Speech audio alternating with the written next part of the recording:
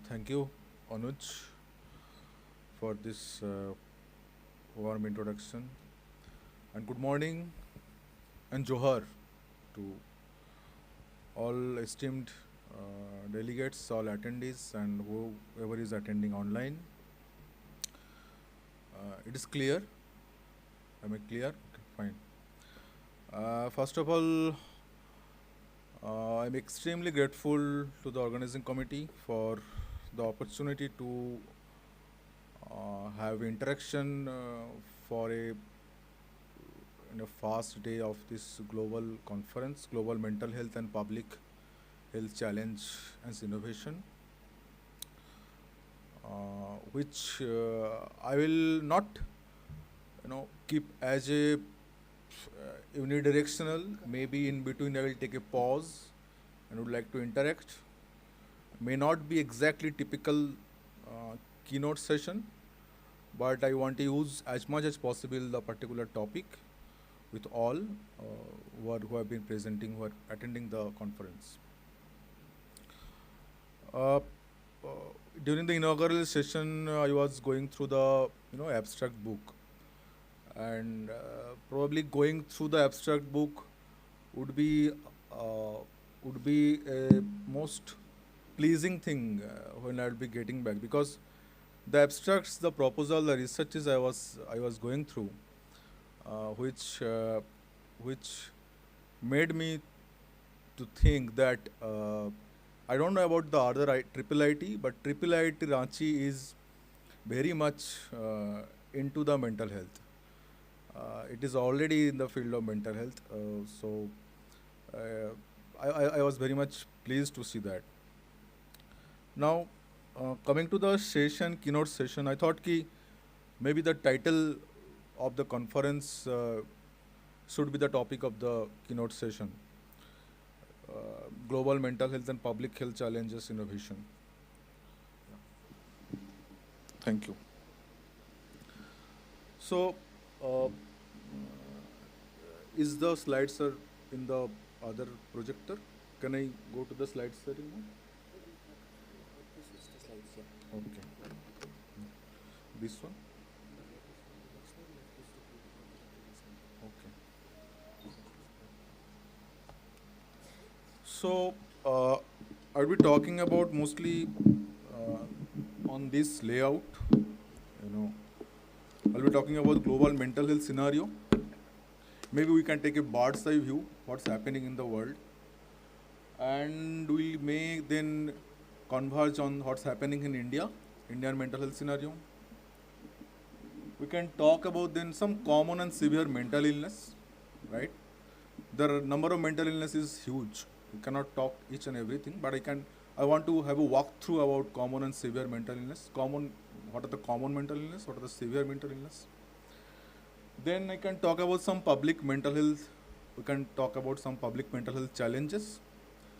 And lastly, I can share with you what the innovations is drew my attention and what's happening in the world, right? So, global mental health scenario, if you want to understand, there is only one body which maximum number of countries are signatory members, and only they have that much infrastructure, that much logistics to make a report of all countries, maximum as much as possible in the world. That is WHO, World Health Organization. Now, this particular WHO release every 3 year some books on mental health atlas. That particular book has extensively exhaustive, in-depth data. If you want to the actual global mental health, if you want to know. But this came out 2020, right? The last came out 2020, and the data was about 2019. So this will not cover actually the COVID specific data. And the first came in 2001. So this is the thing. This is they every time they release this mental health atlas 2020. The last was 2020. The next will come in 23, 24. So what they talk about in their atlas, they try to mm, it's a cumulative data. It's a data of all countries which responds to WHO, the survey. So there you can get a hold of information system and research for mental health. You can think about mental health system governance, how that plays across the countries in the world, and financial and human resources for mental health, how they are distributed, and mental health service availability and uptake, how is that happening across the countries, and mental health promotion and prevention, right? So, if you think about this, if you see the bars, actually, you'll see 171 countries responded to the WHO survey, right? Whatever we were talking, taking the 171 countries of the world. I think that's pretty much can go to the global estimate. So, they are the respondents. So, what they are talked about? There are some interesting results have come out from the atlas from the survey. Uh, if it has any laser, laser pointer.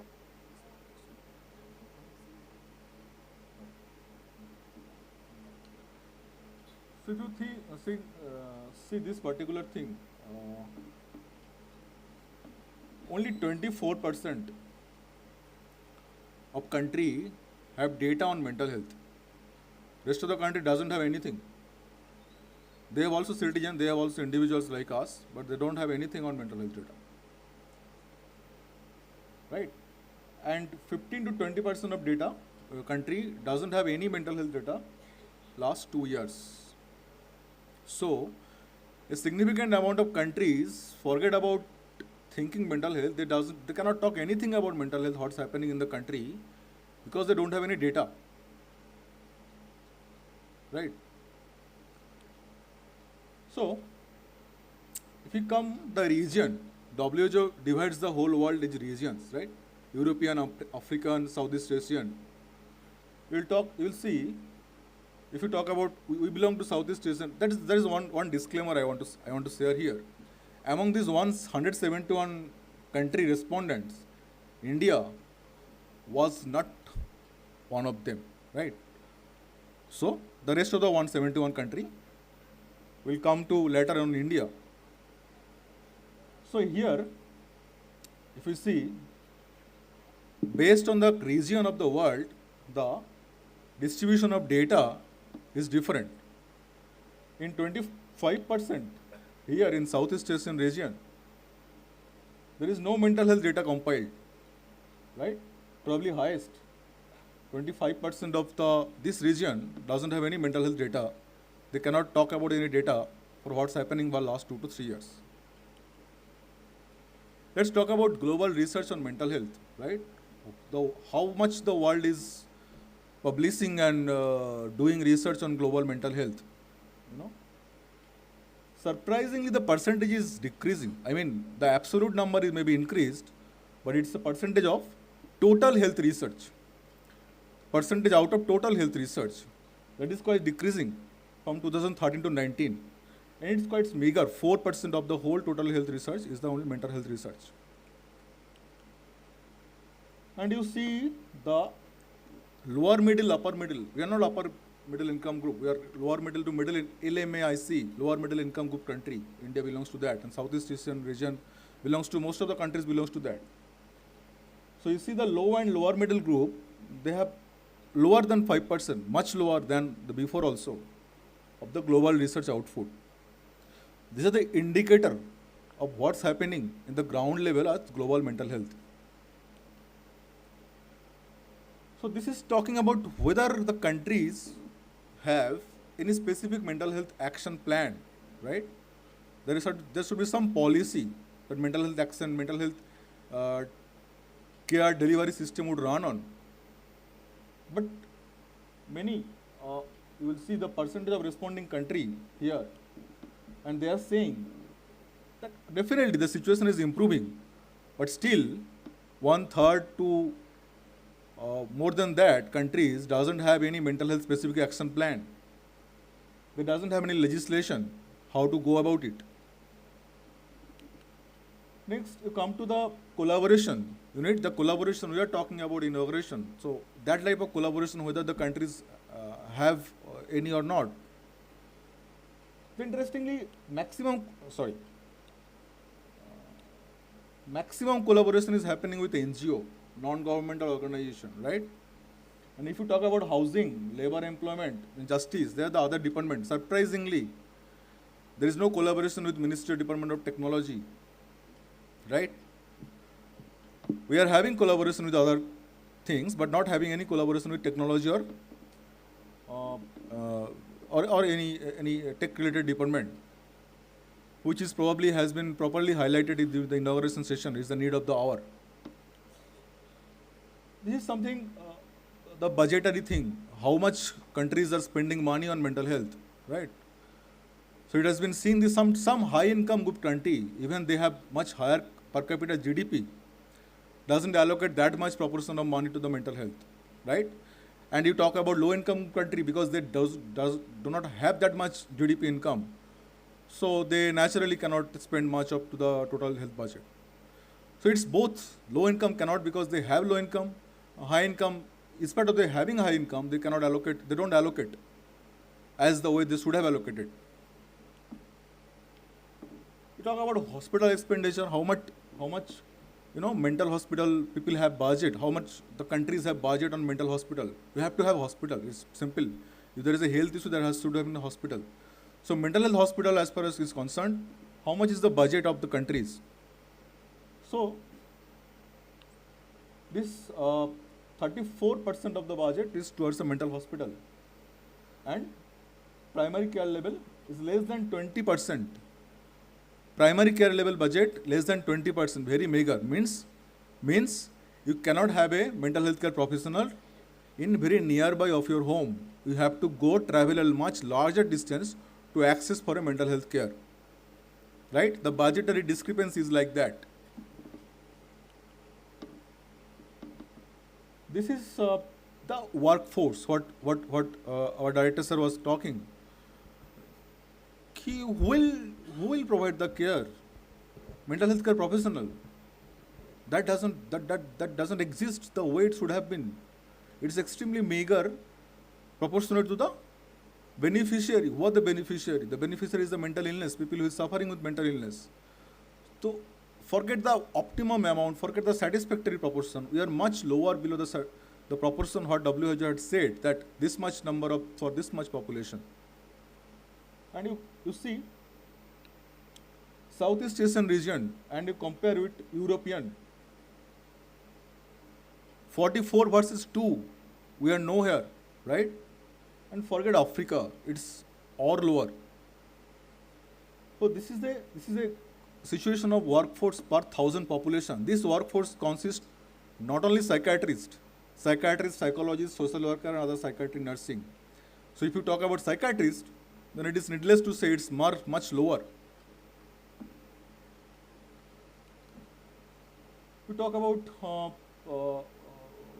again that there is something that has a relation with the per capita GDP income. If you talk about, because obviously not all countries are same. There are some high income country, there is some lower middle, there is some low income country. And for lower middle and low, it is the ratio is much lower than the global ratio. Now it's a community based care. This is important, extremely important. Means you think about two situations. You are having a fever. A person who is living in a village can go to the nearest primary health center, right? Now it is having something in mental illness problem. Can he go to the primary health center? No, he has to search for a particular specialist care, maybe in a nearby city, or if he is fortunate enough, if he is not, then he has to travel to another neighboring city. What does that mean? That the community-based care means the care starts from primary health system, PHC, then community hospital, then district hospital, then specialist tertiary hospital. This is our healthcare delivery system. If you think about your neighborhood, if you think about your village or something, you will be seeing there is a PHC existing somewhere near the village or some community health center, CHC, and at a district town there will be district hospital. But you cannot access any of these for mental health care because the provision is not there. And that's why the community uptake is not very, very dismal in case of mental health care. That's what he is being saying, that there is no community uptake of the service because the service doesn't exist. So it's a very lower middle, it's extremely meager than high income country. So this was little bit of the bird's eye view of what's happening in the global mental health. There's the indicator, whether the country have information system, data on mental health, whether the country have policy, legislation, whether the country have adequate workforce, whether the country have adequate healthcare system. So all those indicators, none of them are, satisfactory, and some of them alarmingly deteriorating probably. And these are pre-COVID data. If you talk about now, the situation would have been extremely different. Now let's focus on our country, what's happening in India. What's happening in India, we can only talk about from this survey. This is a very recent survey, National Mental Health Survey 2016, right? Before that, there are surveys, but not that much methodologically and statistically strong, robust method was followed. So we always can have a look what's happening in the mental health in India from this NMHS 2016. You see, 39,532 individuals were surveyed of 720 cluster of 43 districts and 12 states, right? It was a multi-stage stratified random cluster sampling, and all individuals above 18 years were selected, right? It was done by NIMHANS Bengaluru with several partnering institutions, where CIP Ranchi was one of them. Just like Telemanas sir was talking about, we had some other states also under our supervision. So we were leading for those states and those regions as far as the survey was concerned. So see, this is the prevalence data, right? Prevalence means every 100%, every 100 people, this much percentage of people, individual, suffering from this particular disorder. And as I was saying, it's a statistically and planned study, methodologically planned study. So what are the results? We can think about that this similar percentage exists on the whole Indian population, right? So come to the first thing, 22.4.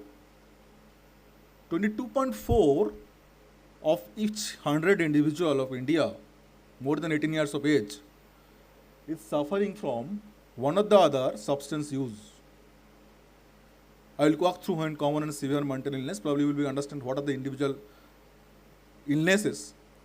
Substance use means alcohol, opioid, and those things which we call addiction, right? And this particular tobacco is the culprit on one of them. 20%, every 1 in 5 individual of India, consume tobacco, right? Come to this particular schizophrenia and other psychotic disorder, 1.4%, right? Come to mood disorder, right? Mood has two types of disorder. One we are very much talk about is depression, and the other is bipolar. It's 5.6%. And neurotic and other stress-related disorder is 3.7%. So if you talk about if you know the whole Indian population, you can easily calculate how many individuals suffer from several types of mental illness. And these are the common and severe types of mental illness. I am not considering the other mental illness which also exist, which also occur in a significant proportion, but was not included in the survey. So another survey came, as far as scenario is concerned, another survey came which only talked about substance use, right? You remember this slide, this table? The first was substance use. So another survey came. What's happening in the survey substance use? Only searched for the magnitude of substance use, right? So The interesting part of this survey is that it included each and every state. In Jharkhand it was done. You take Jammu Kashmir, it was done. In Goa, it was done. You take Meghalaya, it was done. You take any states, it was done. It was followed. The similar methodology was followed. What happened at the end of the day? About 150,000 individuals with a target sample size of 1200, 500 completed interviews was done, right? Oh, these are some graphics from how the substance users are there in India. You see alcohol, 14.6%. 14% in India, every 100 individual if takes alcohol and having problem, you understand the absolute magnitude was going. This cannabis, right? Cannabis means ganja and bhang related things, right? That is 2.8% people use cannabis. And opioid, 2.1% people use opioid, which we know some as brown sugar maybe, or sometimes comes with medicine as a medicinal product. I will go in detail when talk about individual substance. And there are many other substances which are considered, but I just kept these three. These three are most common and most hazardous as far as our hospital experience is concerned. Alcohol, cannabis, and opioid, right? So this is the time I now go walk through some basic things about this common and severe mental illness, right? So you see substance use disorder, when I was talking, substance use means psychoactive substance use, right? Now here I will take a pause in the sense that where would you pitch in the whole scenario? Where being a student of technology, where would you pitch in? You can pitch in everywhere. At the end, when we'll be talking about challenge and innovation, you will be seeing you can pitch in any mental illness and any phases of the whole treatment seeking, from diagnosis to prevention to management to follow-up to rehabilitation. You can pitch in everywhere based on the need, and the need is there. Now come to the substance use disorder. These are substances we treat. Patients come, we are supposed to provide service to them. We are supposed to diagnose, intervene, prevent, rehabilitate to this. Now, psychoactive substance disorder means if they are consumed, they changes the brain mechanism, right? If they consume, they changes your thinking, judgment. You are because you think and you judge, or you analyze, you opine, you perceive, you see. All those capacities are changed when you take a substance. We have seen, definitely we have seen our kins or relatives or anyone in neighborhood or anyone that who taking substance, and the life is not like it was before he used to take substance, right? So alcohol is there, opioid is there. Now opioid has a problem. There are some opioids which are distributed in medicine, right? Medicinal opioid is something different, but people abuse that also. People procure that, people consume that, and becomes a problematic user. Cannabis is one part of the cannabis is that if you talk about bhang, it's religiously accepted, it's culturally accepted in some states of the country, but the ganja, charas, and hashish part is illegal and is not accepted as well, and it's problematic. Then come sedatives. If you think about your very close circle, one or the other person will be taking sleeping pill, right? Right? Alprazolam, nitrazepam, N10, Alprax, so many names are available. The problem is that again, if you think about that mental health legislation, now we do not need any prescription. You go in a familiar medicine shop, you ask them, they will give the sleeping pill. Now how many doses, what are the amount you are giving, nobody is supervising, because they are giving out over the counter. Now come cocaine, it is not that common in India. It's not that common in India. I would say it's rare in India, but in case of US and other countries, it's a problematic, it's a burden. Then come hallucinogen, right?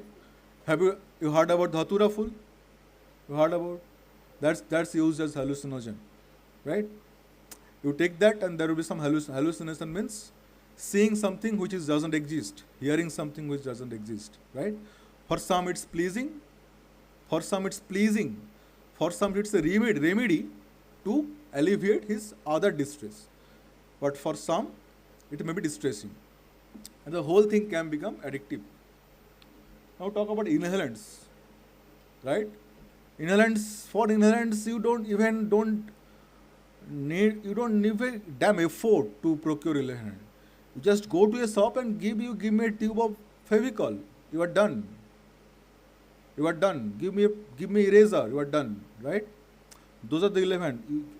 And now if you think about petrol, if you think of paint, nail paint, room paint, house paint, everything can be used as inhalant.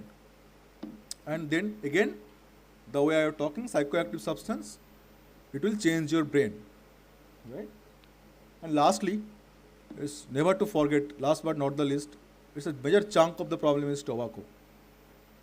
Nothing to say about tobacco. There is so many forms of tobacco, starting from BD, cigarette, khaini, and smokeless smoked tobacco. Now, what's happened? Whenever you take these things, and we are saying that these are going to create addiction, what's happened? Whatever is happening across the substance is common. They are always common. Mechanisms is always common. The way it's changing your brain is always common, right? There is some first use. People use first time. Sometime for some people the experience is not good. For some people the experience is good. When the experience is good, it will go through as the second repeated use. When repeated use happening, then dependence is happening. If you go a little bit deeper to the things of why this is happening to these substances and why not happening water or rice or some other thing which daily you use but no addiction, no dependence, but why this is happening here is something can be remembered. This one thing, it's a pleasure. Our brain has certain center through which we take pleasure, right? जिसमें मजा आता है. Only that center, if you get stimulated, will get the pleasure, right? Be it some hearing happy news, be it getting high score, be it mixing with friends, be it going with picnic. Every time we get a high, we get happy, right? There is a happiness center in the brain. Now all these substances go strike that happiness center. When they repeatedly strikes that happiness center, then all those other things which used to make you happy cannot work that center. Because that happiness center is now occupied by these things, right? This is simple logic. Now, after dependence is there, after repeated use, you have to take this substance to be happy. This is the basic logic of psychoactive substance use.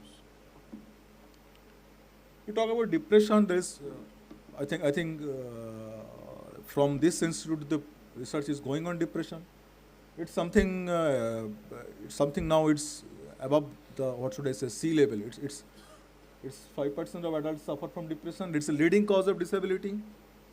Depression can lead to suicide, which is one of the few causes in mental health where people can lose life. And there is effective treatment for mild, moderate, and severe depression, right? What are the symptoms of depression? Identifying depression is crucial. Not only in yourself, in your peer, in your neighborhood, it's crucial. So that from that perspective, there will be certain understanding what might go wrong in depression. How do you identify the depression? What are the red flag sign of depression, right? Always look for a change in a person. The way you have known a person, if that is changing, you have to be alert that something wrong is going on. Now, if you talk about some classical symptoms of depression, well, there is a sadness of mood, right?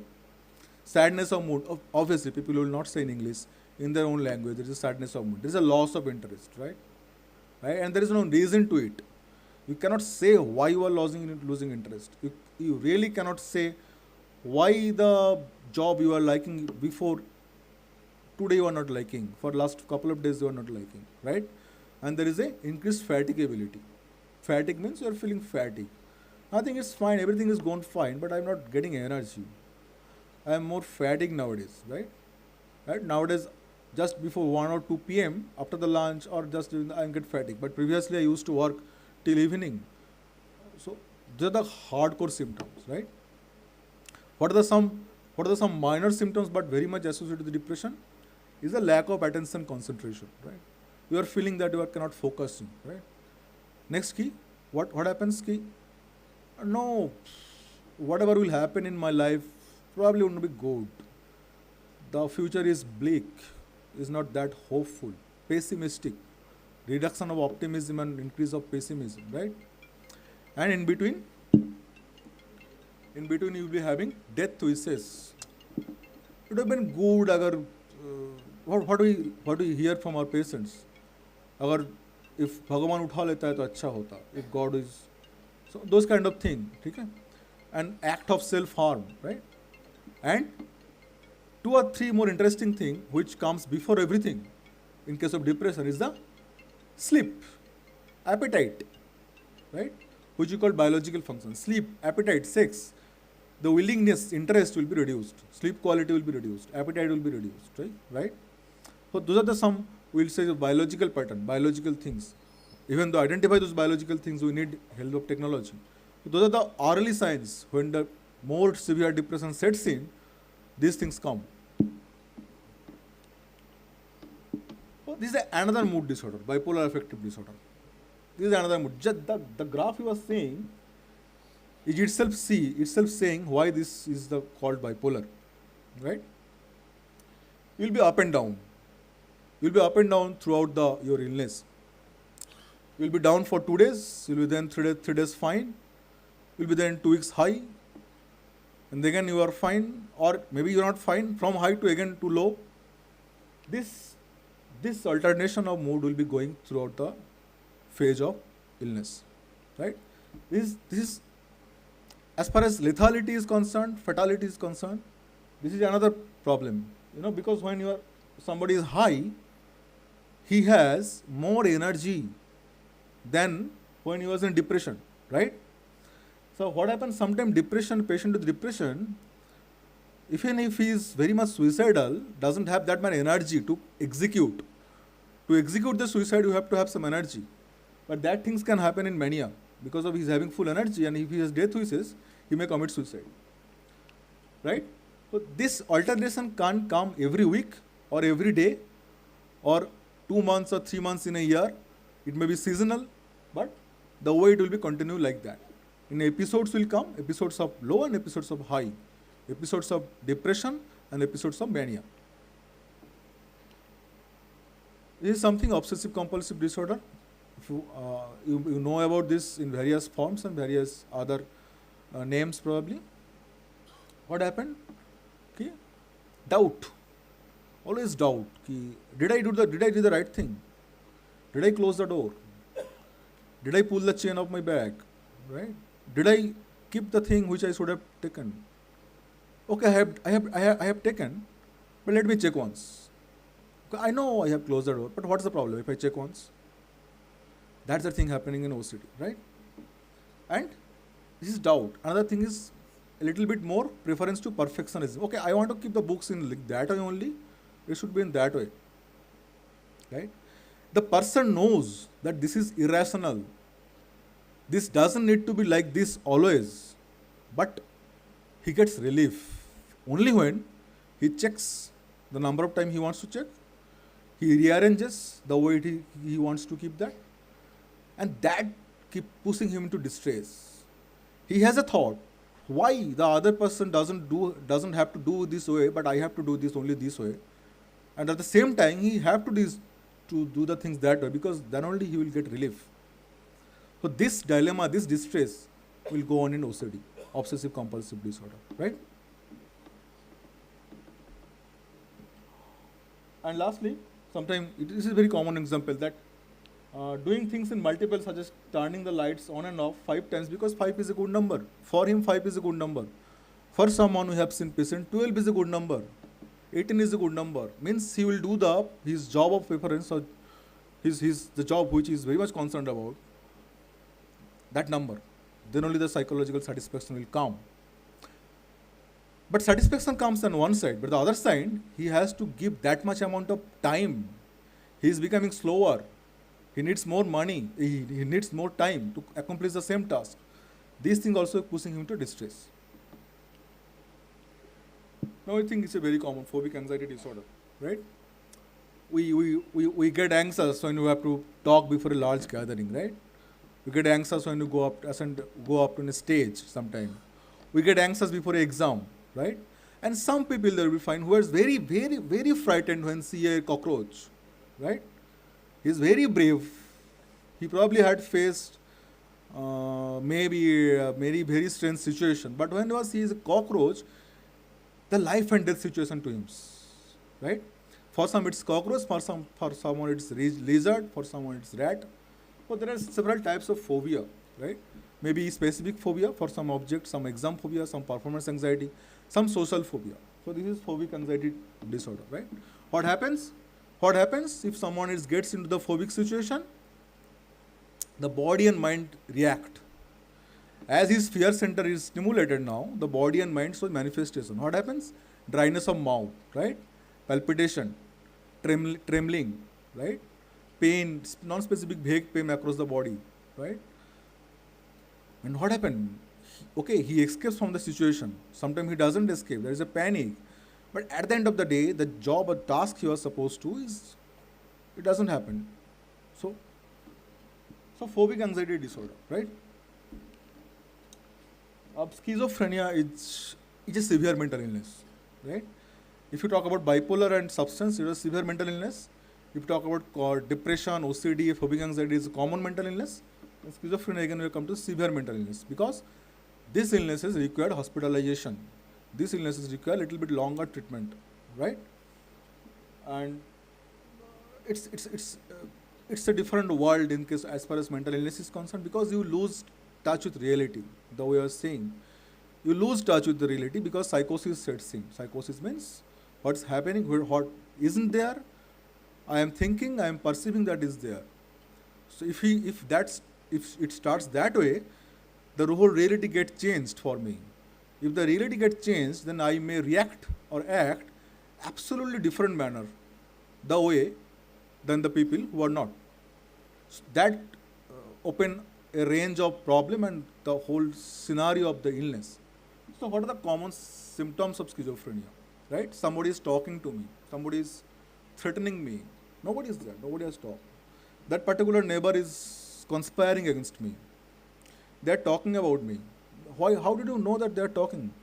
No, when I was passing through the road and they were standing, I thought they looked at me and they were talking. So I thought they were talking about me. That's the way their logic works, right? It's a common situation. You are going, somebody was there, somebody was talking, somebody is talking, somebody will be talking. But as he looked that they have looked into him, jumping to conclusion is happening. So in that way the psychosis works. Reality is changed, right? So these are delusion, hallucinations. And now more towards illnesses which childhood onset. There are some illnesses which the onset happens in only childhood, not in adult. Autism is one of them. Sometimes we call it pervasive developmental disorder. Sometimes we call autism is one of them. Take up autism. So this is a social communication interaction skill. The child will be a little bit different from the way the other child responds to social stimulus. Maybe waving, maybe gesturing. Or he or she might have a very specific interest. Not every type of toys he will be interested. And the interests are quite fixed. He or she always be looking for that types of toys or that types of interaction only. So why we are mentioning that? And apart with these things, they have some extraordinary skills as well, right? So taken together, this group of adolescents needs a different types of care, which should be under a mental health care collaboration. Now there is a ADHD. There is another illness which starts with this group of childhood group, attention deficit hyperactivity. You have seen. If you think about, or if you be in any group of children, adolescent children, you'll see one of the other child is not calm at like other, right? He's not fidgeting. He's not sitting in a particular chair. He's not waiting for his turn. He's always distractible. He's always touching here and there thing. So those kind of thing is happening in attention deficit hyperkinetic disorder, right? And always is thinking about something. His brain is never still, never calm. Right? Now come to this particular thing, addictive behavior. We are talking about substance use disorder, right? Now this is on something which COVID has just make them this particular thing unmasked. What it was there, now it is completely as a naked. It's in front of us. This particular group of illness which are talking about addictive behavior, right? The other way you have probably know is behavioral addiction, right? And some people also tell is technology addiction, right? Right. So there are some example: internet addiction, gaming, gambling, and buying, shopping, pornography addiction, and social media use disorder, right? So our latest manual, if you talk about mental health care manual, where the WHO made the list of the illnesses, there in the latest version, the internet and gaming and gambling has come, right? Gaming and gambling, we diagnose, people come with this problem, we diagnose and we try to manage, right? And internet addiction, buying, shopping, pornography, and social media use disorder, the research evidence is huge. And who knows, ki after the next to next edition, this may get place in the book, right? Now, whole this thing is addictive in the same way I was talking about the alcohol, cannabis or opioid as the addictive. The same way it is hijacking your pleasure center. When it is hijacking your pleasure center, your happiness center, no other stimulus cannot work on that because it's occupied with this thing. Use of internet, use of playing games, online games, gambling, buying, shopping online, watching pornography, use of social media. These are the things now will give you the real happiness, the real pleasure. As an individual, as an organism, you are bound to search for happiness, that pleasure center. That is not your fault. That is a mechanism the organisms we are born, and that's the human DNA.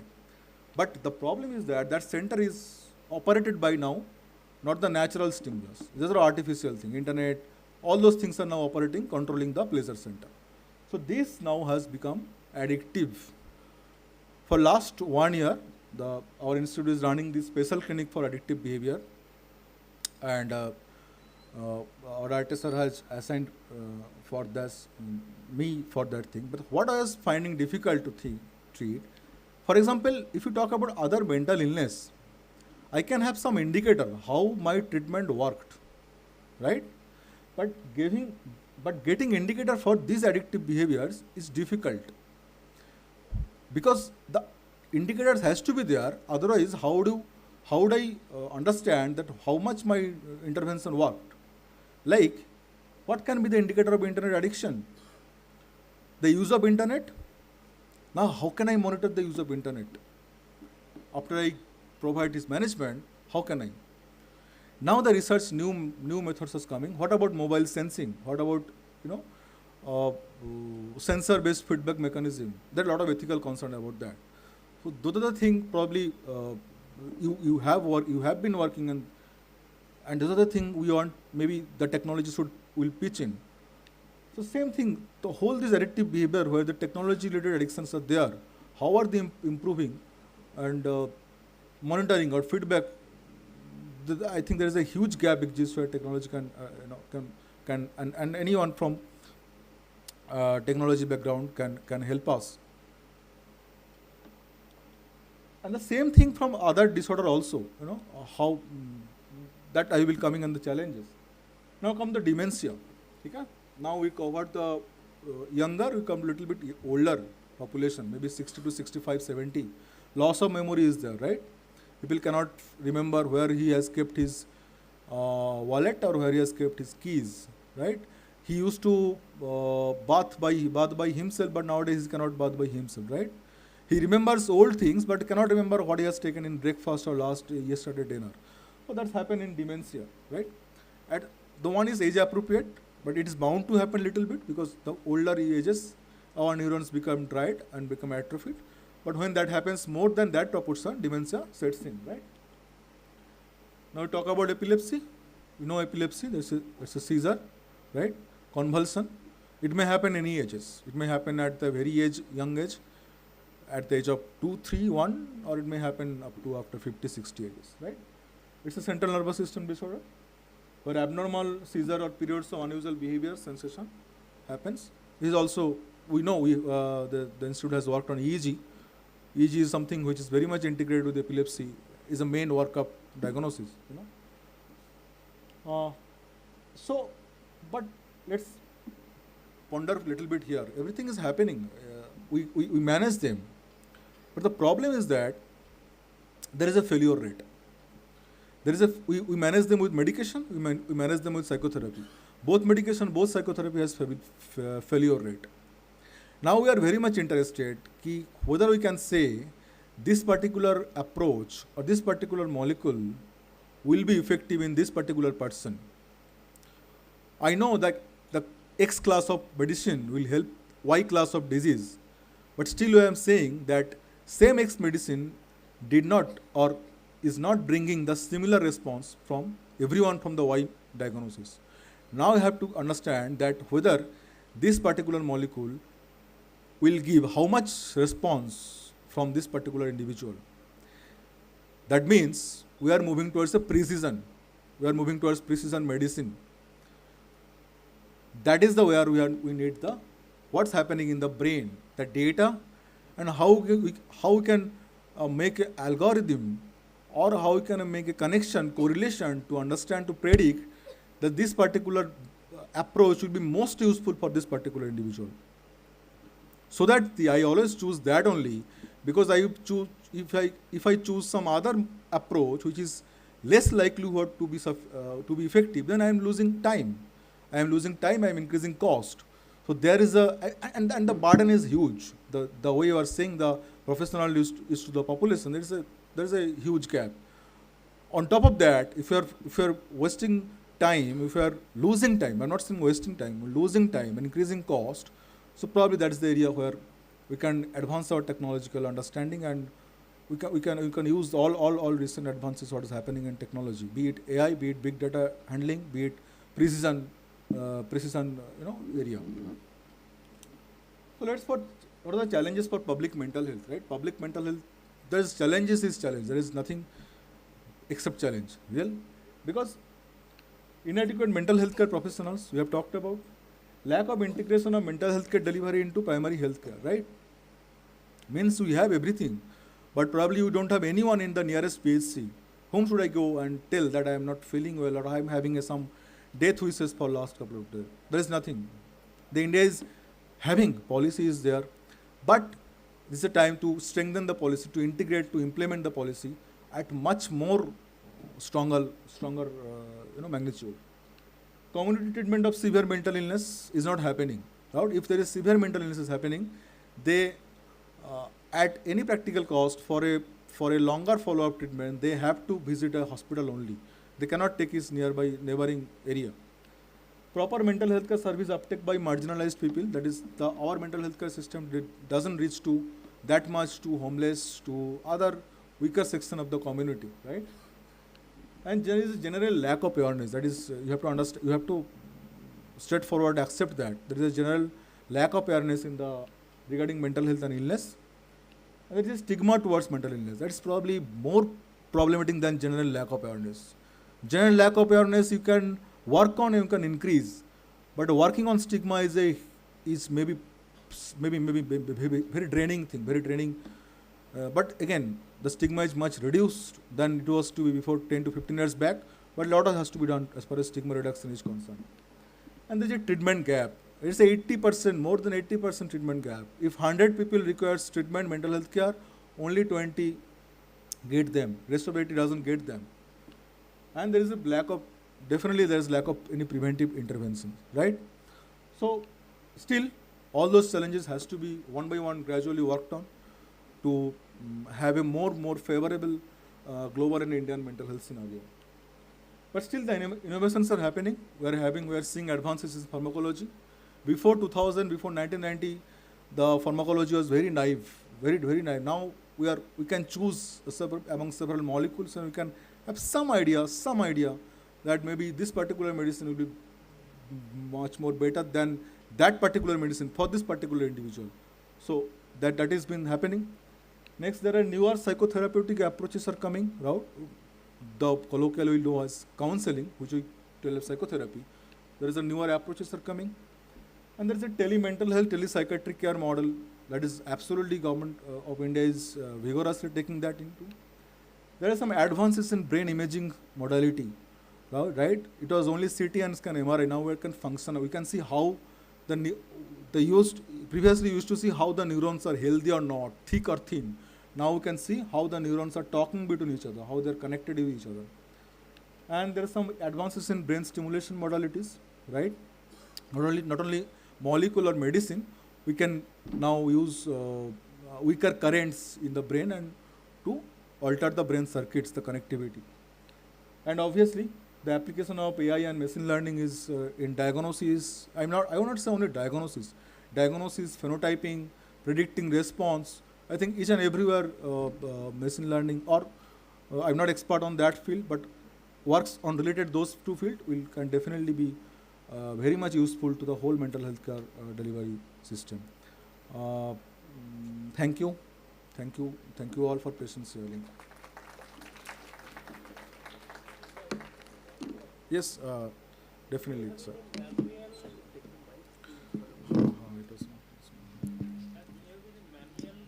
Disorder versus behavioral aspect. Every disorder, sir, every disorder has a behavioral aspect. But do you have a manual? Just for example, OCD. Yes. Behavioral aspect is this, or your bipolar depression. Yes. Or schizophrenic. And another part, normally when we got annoyed on anybody, normally we used to use this term. Are you schizophrenic? Like this. Yes. Is it a common word, or it is severe in practice in terms of the depression? It's maybe a common word in day-to-day language, but it's not a word in medical literature. It's not a word in hospital literature, hospital note taking, or it's not something we encourage, which we should not be using, as it's a stigma increasing. Sort something. Be it, are you a schizophrenic? Are you an alcoholic? Are you a this type of adjective when you use, that increases stigma only and doesn't do anything. Okay. So another part, for preventive measure, you are using the pill, some sorts of medicines in the form of tablets or like this. Does it have any bearings on the memory of the health? Just a little correction, if I may. It's not preventive measure. It's to prevent relapse. Relapse, yes. I mean, okay, no pill is given before somebody has developed something. So what we give in after somebody developed and you tell to continue that, it's to prevent relapse, right? If you talk about, the memory deficit, if you really go to objective test by test, the memory deficit, even if it's captured in the test, the cost of that memory, if you do the cost benefit analysis, at the cost of that memory losing, even if it is there, taking your opinion, the cost of having the disease again will be much more higher. Getting my point, sir? Okay. If a person takes 6 months of a particular pill, or say for 1 year of a particular pill, and say example he is having a memory loss taken theoretically, and if he doesn't take a pill and he is having 2 episodes in this 1 year, the memory loss from that to those 2 episodes will be much higher than for taking pill. Okay. That is problem. Is for all these type of disorder you have already mentioned, does all that is a specific period of cure? It varies from patient to patient, that is agreed. Yes, and yes. type of medicine you are using, that also yes. varies from the physiological composition of the people. But is there a specific period of treatment, longer, earliest, shortest period and the longest period? Period, duration of treatment. Duration of the treatment. Yes, duration of treatment, if you talk about guidelines or our experience, the shortest I would say 6 to 9 months, right? But there are illness, and if it is if it happened more than 2 or 3 times, you have to take a longer period. Maybe illness, maybe duration of more than 5 years, you have to continue treatment. What happens over the time, if you talk about number of pills, the cost of treatment, that gets very reduced. If you start with 2 to 3 medication, 3 to 4 medication, it gets to 1 medication only, maybe after 1 or 2 years. Okay. Those kind of things. Thank you, sir. Any other questions? Thank you, sir, for your presentation. It was quite nice. I just have one question that you talked about like using medicines, different medicines, and knowing the components so that the X medicine can affect the Y disorder. So is that a gap that you have recognized that this has not been done so far? Because as we learned that previously there were medicine that was used that did not capture the essence that it has to be used for a particular disorder. So the particular X medicine was used to curb a certain area, does not particularly focuses that particular area of the brain, but it curves the symptoms on the for example the half area of that brain. It does not pinpoint the particular area which is responsible for the disorder. So now there are advancements and that the medicine is focusing on a particular area and not affecting the whole brain. So is there any other gap that you have found, like that people has to do something about that? Yes, yes. When I was talking about it, see, medicines, please sit down, please sit down. Medicines, what is there for mental health care treatment, and based on our understanding of the illness, right? Our understanding of the illness is mostly neurochemistry based. Means there are neurotransmitter. The abnormalities happening in neurotransmitter levels at certain points in the brain. The medicines are not that way made to work on those particular points, but rather made to work on the particular neurotransmitter, right? Now, some medicine works only single neurotransmitter, some medicine works 2, some medicine works 3. This is on level of precision, right? Now, if you talk about depression only, some depression will be abnormality of 1 neurotransmitter, some will happen 2 neurotransmitters, some will have 3 neurotransmitter. Now, whether 1 or 2 or 3 neurotransmitter is problematic, we can have an understanding from clinical symptoms, how they are presenting to us, how they have been in the history. And based on the medicine we have in our hand, we have a background of the medicines also. This medicine can take care of this. And at best it can take, in these doses, it can take that also. In that higher doses, it can take all those 3 also. That level of precision also there. We use this precision of understanding in our medicine in the precision of illness. But again, it is not objectively proven. That is our understanding, whether if we, before we start treatment, we have a certain profiling of the illness. All depression are not same. These are to understand. All bipolar are not same, all OCD are not same, all schizophrenia are not same. Whether we have a profiling or sort of thing or clustering of problem, maybe we can choose the medicine which works best possible medicine in the first trial. We have a trial, sometimes our trials fail. We then go to second trial. We are asking whether our first trial is the best trial. That is our goal.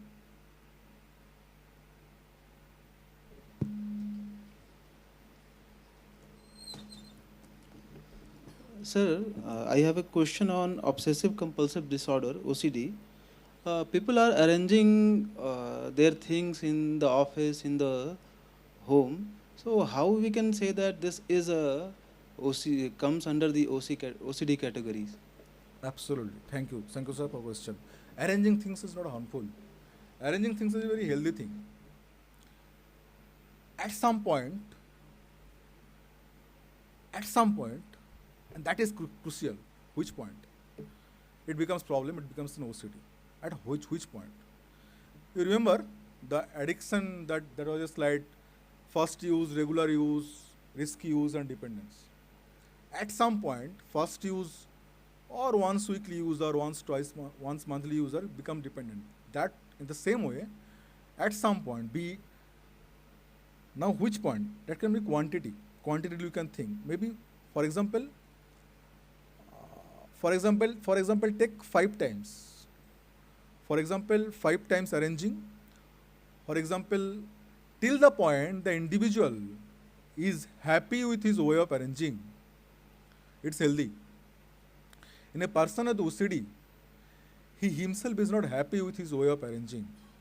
He himself is not happy with his number of time he needs to check, number of time he needs to spend for the activity. When this arrives, then only disorder comes. So it's not only rearranging way. You have to have another component when this whole thing giving a psychological distress and the person has tried to reduce. He has tried, no, this is too much. I know I have checked the door, I won't go. I won't check again. But he failed. He had to go again, he had to check again. When this comes, and this giving a distress to the patient, then he is a phase of diagnosing OCD. Not just mere the way I prefer my book table way, it's not merely not that. When it increases and creates this subjective psychological thing inside the individual, then he comes as well to us, and at the same time he becomes a time of diagnosing OCD. And we should intervene probably at that point of time.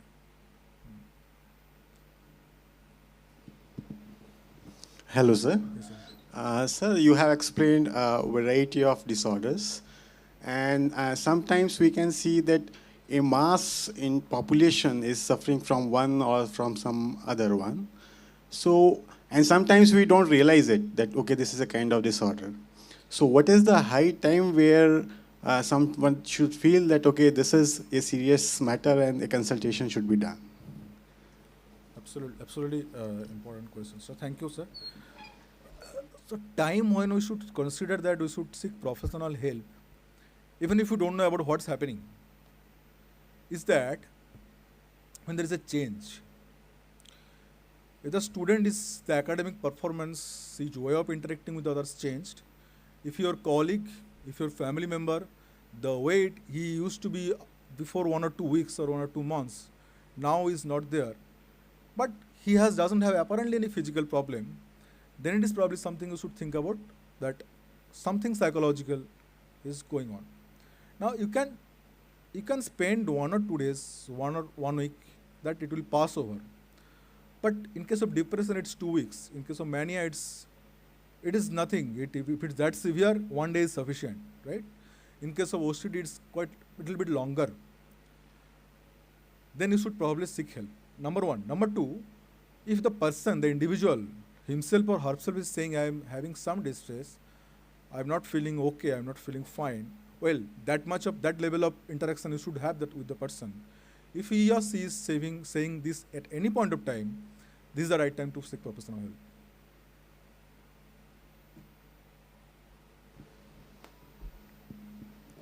Hello, sir. Yes, sir. I have one question. Depression and anxiety we are facing in our day-to-day life. How to get right very soon? Although we get right by the passage of time, but how to get right very soon? Okay, sir. See, if depression and anxiety is there, it don't go like switch off and it don't go. Because it hasn't come also like that way. It just comes gradually building up, and at one point of time you are seeing that it is something serious level. So, first thing you have to understand, I'm not talking about medicine. We'll be talking about only non-pharmacological angle, right? There are some preventive measures. If you can, all of the preventive measures you can consider as a stress relieving measure or de-stressing measure. Is that you should work on, if it is a mostly work-related thing, depression, anxiety, or some family-related thing, whatever it is, some factors will be there, some factors will pass, some factors for long in our life. But still in the amidst of everything, how do we free of depression and anxiety as much as possible, is that to develop some healthy lifestyle, right? To develop some healthy lifestyle. Even if it is if you have some healthy lifestyle, maintain it. What may be the healthy lifestyle? What we regularly, almost irrespective of the mental illness, mostly depression, anxiety, is that a regular physical activity, right? Yes, sir. Yes, regular physical activity. I'm coming to that. Yes, sir. Regular physical activity. You can walk, you can meditate, you can muscle relax by yourself, and free of electronic gadgets, right? Avoidance of smoking, avoidance of any other substances. Obviously, social occasional use, it's fine. Avoidance of recurrence of all those things, and yeah, spending time with family and friends. These are all are silent but a useful thing in your life, right? These are definitely, as a whole, making the neurons little bit healthier. That's the thing. Okay. And obviously, at this point of time, we should not expect that our life will be always free and relaxed. That expectation should not be there. It should be reality based.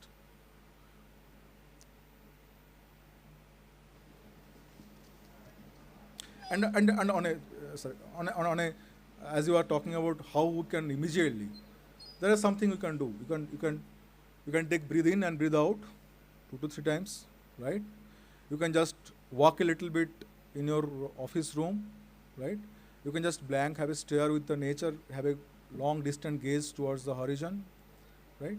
You can think about some good memory, take a break of 5 minutes, come back to work. I am definitely sure you will be 20 to 30% less and more relieved, less stress.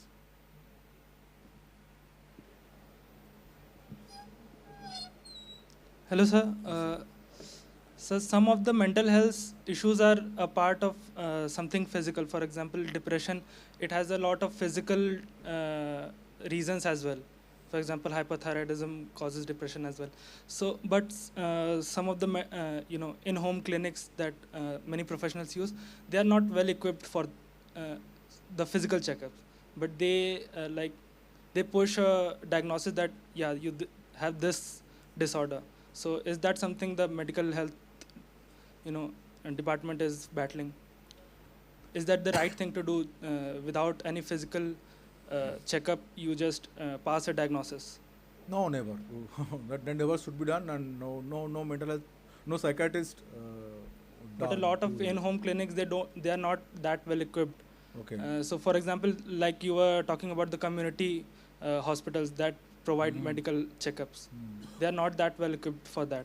Okay, you are saying they are doing the mental health care treatment without doing physical checkup? Yeah. That's like, for example, they listen to what you have to say, what you are feeling, and then they label depression, yes. and then you go on to have psychological and that meeting to the therapist and all that. Yes. The basic understanding is that whenever we are assessing a patient, we also do physical examination of a patient, right? Yeah, but that's a large spectrum of disorders that you have to check up, right? When we assess a patient who has come with mental illness, or whoever goes to any doctor, he or she is supposed, she has to do a physical examination as well, right? If the physical examination says that you should or you might be having some physical illness, then the proper investigation must be done. Okay.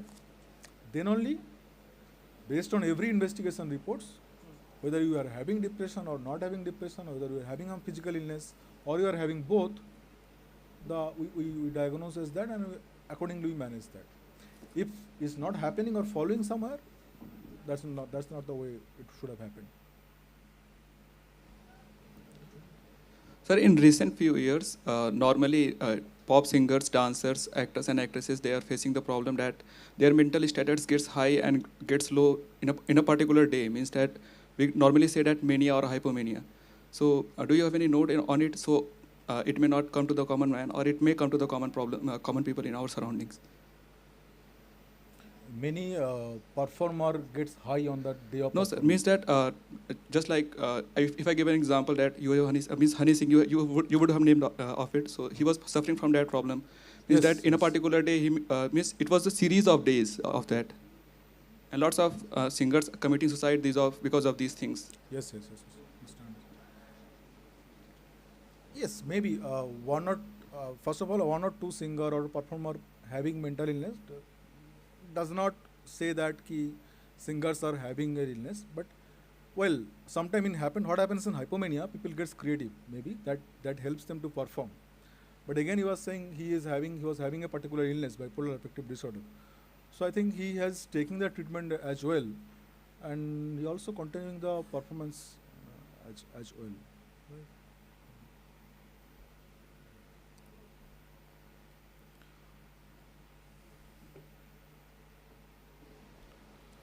Sir, my question now very simple.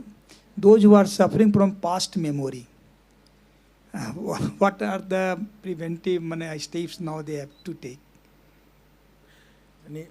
Is that suffering from past memory? Yes. Lost memory. Not lost memory, but now suppose that any person is working somewhere in shoots, and after retirement, now they are always thinking about that things. Okay. Yes. Yes.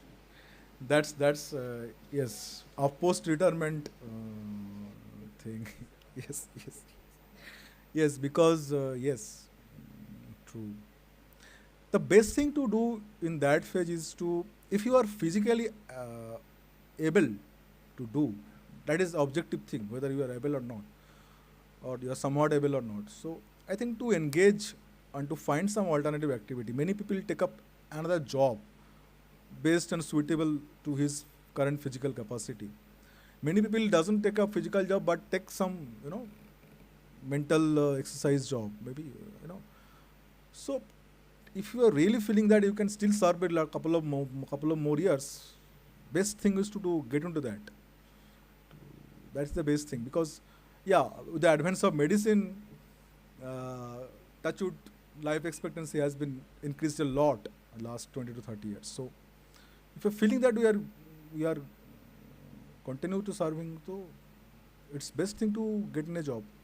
At the same time, this is a time of phase of life where probably the next generation spending time with them is also important.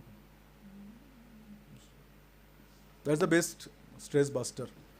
If you're feeling you can continue with some job, you can search and find another job. And there are a lot of options, I believe, which experienced people search for experienced person. So in that way.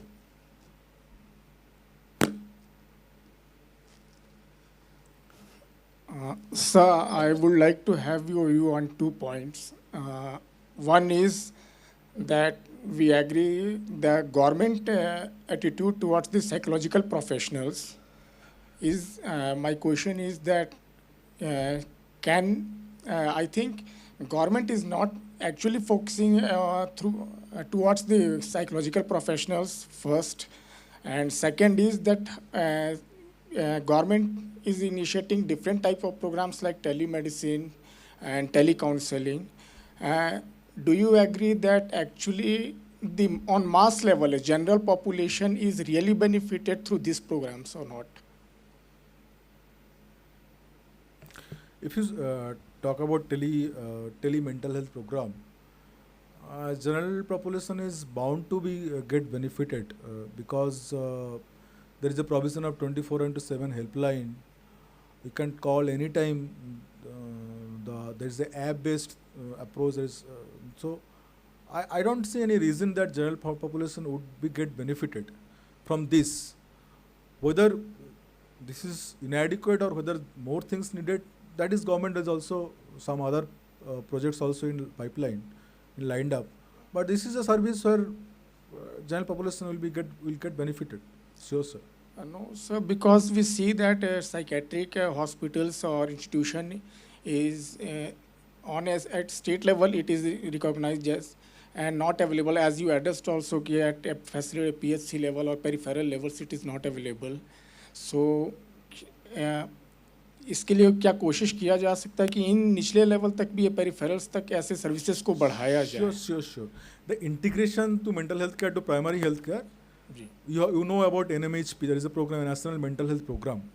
There is a component to DMHP, District Mental Health Program. Means each and every district should be having a psychiatrist, a psychologist, a psychiatric social worker and psychiatric nursing with some other office staffs. There is a provision. Now every year the number of districts having this provision is gradually strengthened. If you go to, I cannot exactly remember the number of figures, but the districts are every year regularly added to the program. And this NMHP and this National Telemental Health Program will be in synergy, in sync, will go parallelly. And if both programs will work well, then I think a huge coverage of the general population for this mental health care will be available. Thank you, sir. Thank you.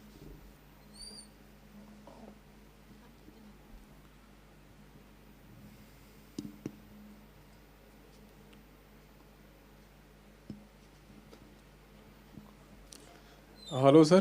Really, your presentation was very nice. So I have two questions. The first is that right now, as the social media is playing a vital role in human life, okay, so is it bad or good for that? That means for mental health especially. Healthy use of social media is good. No, because let's say if any people, let's say just going for the, if I'm talking about the mobile phones, some people are just watching the reels for last 1 hour, 2 hour, okay, and they are just wasting the time. In another way, we can also say that this is also good for, like, if you are getting some information. So how we can just differentiate this, that we are going in a right way or wrong? There are two catch points when you are saying, when we go from normal to abnormal. When we decide this is the person, this is the area, this is the stage he should be taking help, is that one, when myself is having a distress, I mean whoever is using is started to having a distress that he cannot resist the use of that, and he thinks he is using too much, number one. Number two, for that behavior, in your case use of media, there is a social, occupational, familiar impairment. The way he used to perform, he nowadays don't perform. There is a deterioration, there is an impairment, right? These two catch points from the medical model. Now if you really talk about this particular behavior, use of social media, now how much screen should be used, for how long the screen should be used, what should you do in between the use of screen for a longer period? There is not very universal, but some guidelines is there. If those are followed, we can say, maybe the use of Instagram, he's an Instagram developer, he will be using Instagram for that matter, right? So to use healthy way the screen use, he has to follow some specifics, some guidelines, some do's and don'ts. Then till that will be remain healthy. Even for that, if he doesn't follow that will go unhealthy. But overall, who are normal user, if those things keep in our physical or psychological strain, we are feeling irritable, there are certain signs and symptoms of overuse of social media. If those things can happening, then it's not nowadays normal. But at the same time, it's always healthy, because only online we can get lot of information. But how to use that online whole technology and gadget, the screen and all, there is certain don'ts and don'ts. And sir, my second question is that if you are talking about the current scenario, the one of the most survival thing for the human life is the money, or you can say power or money, whatever. So, but if we are taking the example of Americans, America is one of the developed country in the world. But as the survey said, I think more than 43 million people are now suffering from the mental illness in the America only. So what is the reason behind this? Money is not the reason. That much is sure. Mental illness can affect everyone, rich, poor, middle class, every race, every ethnicity. So having money doesn't make you immune from mental illness. Okay. That's clear, as simple as that, from the statement you are saying. Okay, thank you.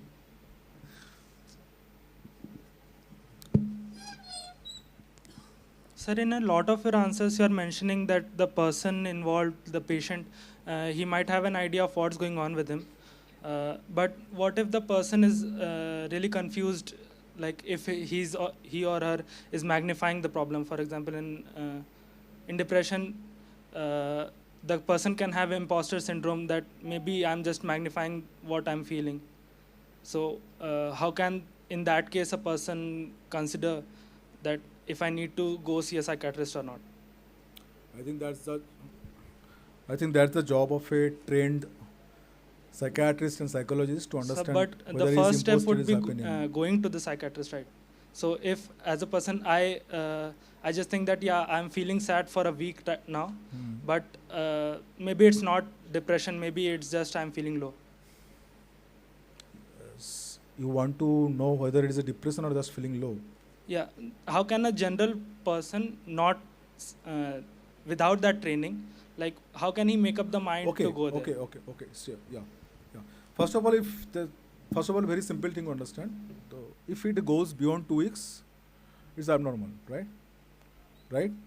If it is something very death wishes is coming, right? I feel I should end my life like that.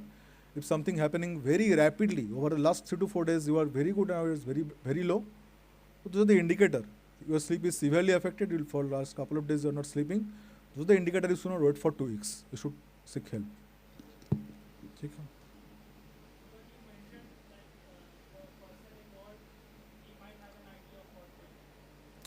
If he has that type of friend and he also feels so, then both of them too should take him to a psychiatrist. Na? Many of the people lives alone. So that way you should have also in mind ki when should I go also, right? Thank you, sir. Your presentation and talk was very informative. We have got a lot of information from you. Sir, I have one question on the dementia. Like you have told about that in dementia, we are having the symptoms of loss of memory. So if the certain things we won't remember, but other than those event, everything if you are remembering, then it will come under the dementia disorder or not? Very specifically what happened in dementia, loss of new learning ability. Means a person who is aged 70, Yes, sir. take example, you can please sit, you can Okay, sir. Thank you, sir. and assume that from age of 65, for the age of 65, his brain has been suffering from dementia, right? So before 65, his dementia process was not there. Before 65 is your new learning ability. What is new learning? When I was taking breakfast, I learned that I am taking breakfast with this thing. I am talking, I am also having a memory is coming, that I am talking and I will live. So before 65, all those things were intact. Those are there. But after 65, I was taking dementia started. After 65, his new learning ability doesn't work that much way. So what will happen? If you see the whole picture, you will be seeing the recent memory is getting impaired. But Purana, older, remote memory is intact. That's what actually happened, dementia patient. They can talk about older days, but cannot talk about what happened yesterday.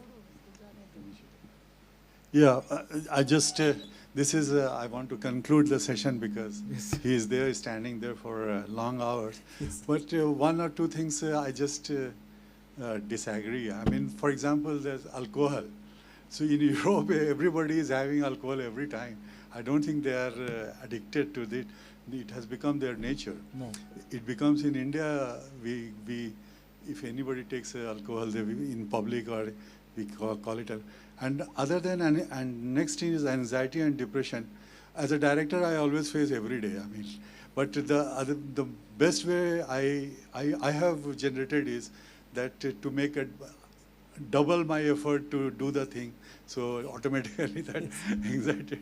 So yes. I think that if you can give comment on that, and we will conclude this session. Sure. Okay. No. Again, as definitely any social occasional occasion you take alcohol, it's not an addiction. Again, when addiction develops, when you will take this alcohol addiction has developed, that will take actually another 10 minutes. I will not go into that. When there is a tolerance, you have to take increasing amount of alcohol every day. And if you stop alcohol, your body and mind will be showing withdrawal reaction, right? Means your body and mind biologically gone to the alcohol dependence level. Those are the area. And you cannot control the take urge. You remembering alcohol, you have to take alcohol. These are the loss of control. When these things there, then we actually developing dependence. Otherwise, it's a social occasional. That's not addiction. That's the stages we talk. It's a faster recurrent user. Every behavior goes normal to abnormal. That's understand. Thank you. Thank you all for this listening.